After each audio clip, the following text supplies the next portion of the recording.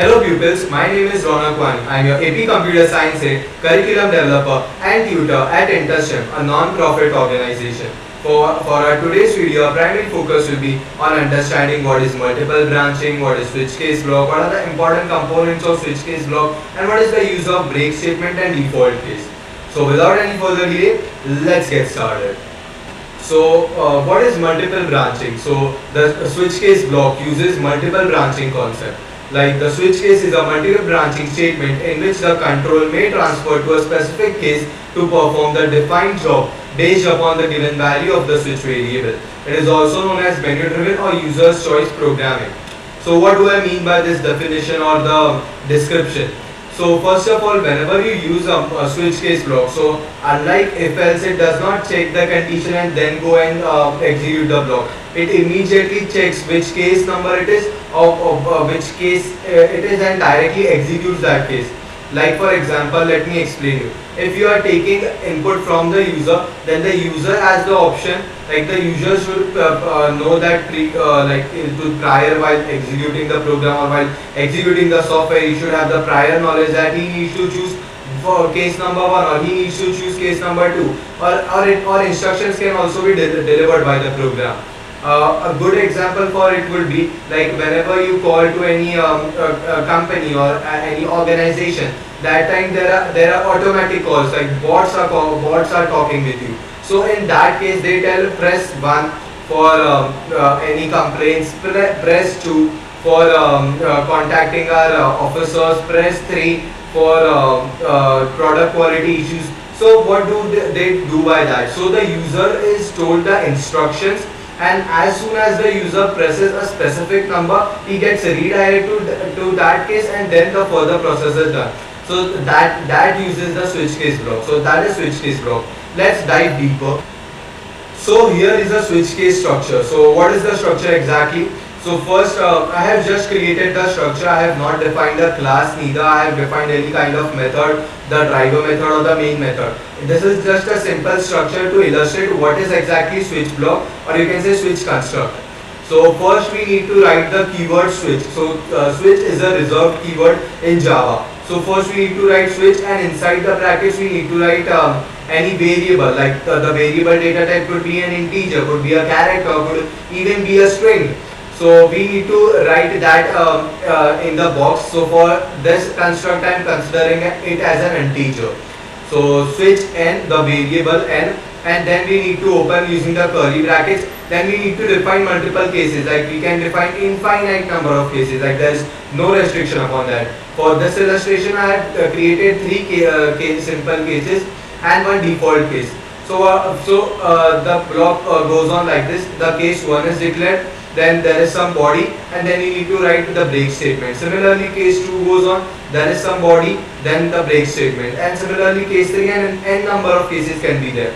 At the end, there is a default case, like you need to create that. Mostly it is recommended, but it is not necessary. If you create a switch block but you do not define a default case, then there will be no issues, like the program will run fine. There won't be any runtime error, there won't be any syntax error, or your software won't crash. But it is mostly recommended because, for example, if user presses any other case, like as I gave you the example of whenever we contact any organization or company, if you by mistake press any wrong number, like for example they have not told to press 0 number, but I press that, so the call automatically gets rejected, and we need to redial the number. But it is recommended, like if there is a default case defined in the organization and they can say the number entered by you is wrong, kindly re-enter the number. So that's the reason default case is recommended, but it is not necessary. So now let us dive deeper, like in the switch case, like what are the various components of switch case. Since you are new to switch case, the switch case has 3 important components. So let's go on with the first component, the switch variable. So what is the switch variable? The variable used in a switch case statement, like n in the switch case structure of the like the n in the switch case structure of the previous slide is called the switch variable or control variable. The value of this variable determines which case of the block will be executed. So what do I mean by this description? Like for example, as we had seen in the structure, like in my previous slide, as we had seen, Let me reshare that slide. So as we had seen in our previous slide, like this, the switch, and in that there is in bracket I have written n. So what is n? That is switch variable. So that is used as switch variable. What is the usage of that? Whenever the user gives an input to get redirected on a specific case for execution of a specific case. So by that means he enters. So the n is the variable through which the case is determined. Like the user will give an input, and then what will happen? Then you can write the same variable inside the switch case, or you can like give the same value to another variable if you do not want to lose any kind of value. So then the compiler will go check the switch value, compare the cases. If there is any case present, it will execute that. If there is no case present, then the default case will be executed. So this is the use of switch variable. It is very important. If you do not define any switch variable, then you will get a syntax error. So now let us understand the second component of switch case, the break statement. It is very important part of the switch block. So what do you mean by break statement? There is a lot of confusion among students that what do we mean by break and why do we use it? What is its important usage? So we will understand it right now. Since the switch case block performs a selective operation out of a number of operations available under various cases in the switch block, hence it is necessary to pass the control out of the switch block after execution of a defined case. So first of all, let us understand like what do this description mean. So this description basically answers the question, what is the usage of a break statement? Why do we need a break statement first of all? So first, especially considering the switch case, let me explain you why do we require a break statement? Why do we require this break keyword in Java? So whenever a switch case block is being executed, as you know, like whenever you call, as I gave you the example, you type number 1 to register a complaint. But if there is, then you get redirected to that, and after that you even get redirected to your product quality issues. After that you even get redirected to feedback issues. To give a feedback, and then you get redirected to a customer service.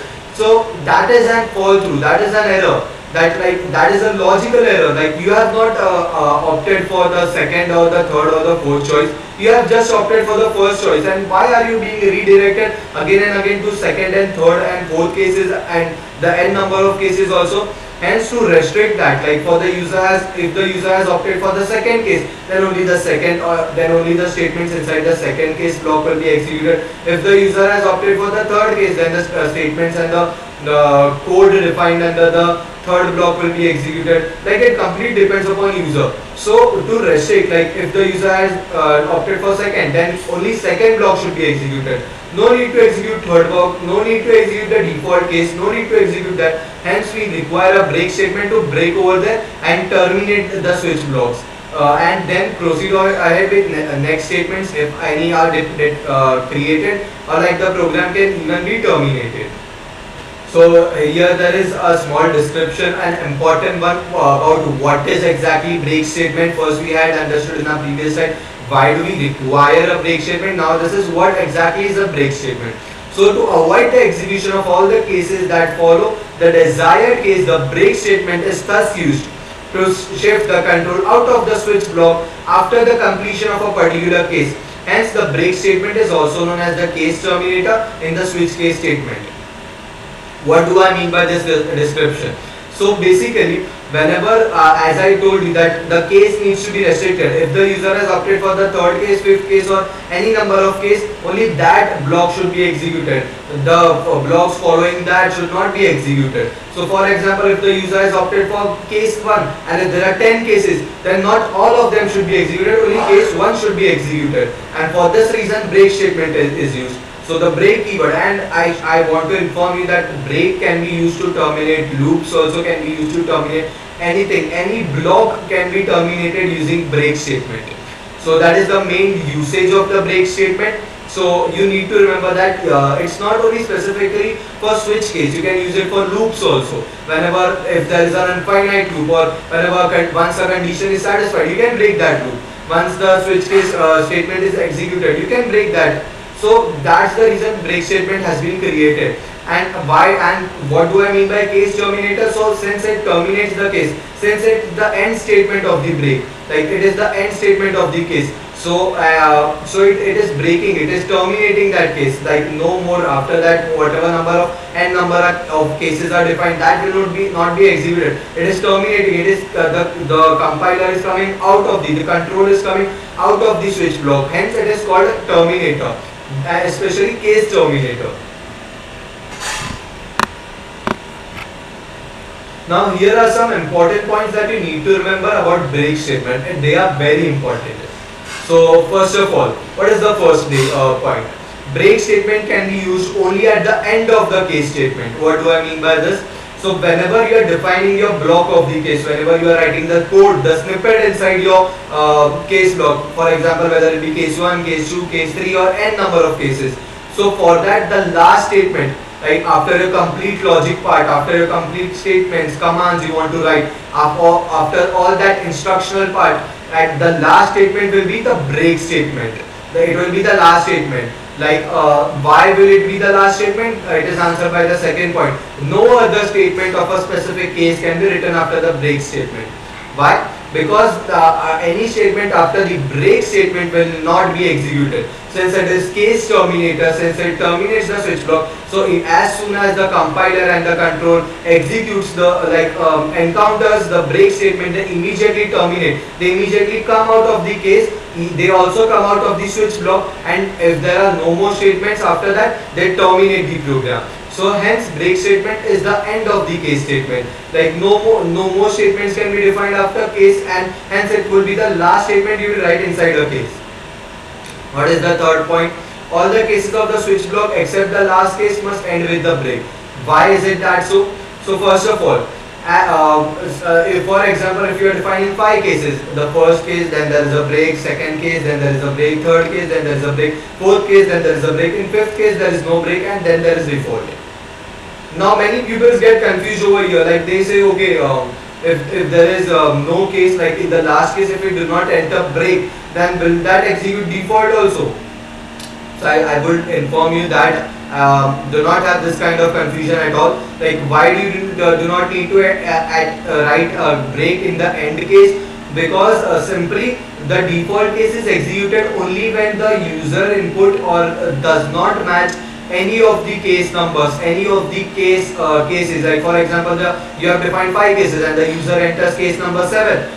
So that is not present, then only default will be executed. If the user enters case 5, then only the block of statements inside case 5 will be executed. The default won't be executed. Default executes only when the required case is not available. At that time the default executes. So hence no need to have that confusion. And even if you are confused slightly, and if you write by mistake also, or if you want to write, then you can even write the break statement in your last case. You won't get any syntax error, you won't get any logical error, you won't get any runtime or error, or your software won't crash, your program won't crash, anything of that sort will not happen. It will immediately encounter, as if the user has opted for case 5, it will execute the blocks of the case 5, and as soon as it encounters the break statement, it will terminate. So you no need to worry about that. This is just a suggestion given that if in the last case there is no requirement of the break statement, but you can write, like it completely depends upon you. But I would recommend that if it is not necessary, then why to write the break statement? What is the fourth point? The last case does not include break because the control automatically comes out of the switch block after execution. So that is what I had explained you. So these are all the important points that you need to remember for AP Computer Science examination. Like they would give you a snippet and you need to find errors, or you need to do that, do this. So these are important points that you should note down and remember them. Even while you are trying to program, even while you are trying to write codes and define programs using a switch case, then you need to remember all of these points. So now we come across to default case. Like as I told you default case about, like throughout my presentation I told you about default case, but let me explain you in detail like what is default case exactly. It is one of the components of the switch case and it is very important. It is recommended, but of course it is not compulsory or necessary. Sometimes you may need to execute a group of statements for the given value of a switch variable for which no case is defined. This is when the default case comes into existence. Hence, if no case is available for the given value of the switch variable, the default case is used. The default case is even used to display a message for the user indicating that he has opted for the wrong choice. What do I mean by this description? So as I have explained you earlier, like for example, the user has opted for a case that does not exist. Like the programmer has not defined any case. Like for example, if you are having 5 cases and the user opts for 7 case or the case number 8 or the case number 9, that is not present, right? So what would happen in that case? The program would immediately terminate. The user might feel that the program is crashing, the software is crashing. But if in case you use default case, then you can inform the user that such a kind of case has not been defined. Hence, you need to either re-enter your choice, or you can even re-execute the program, or even you can reload the program. So simply that would indicate a professionalism in your program.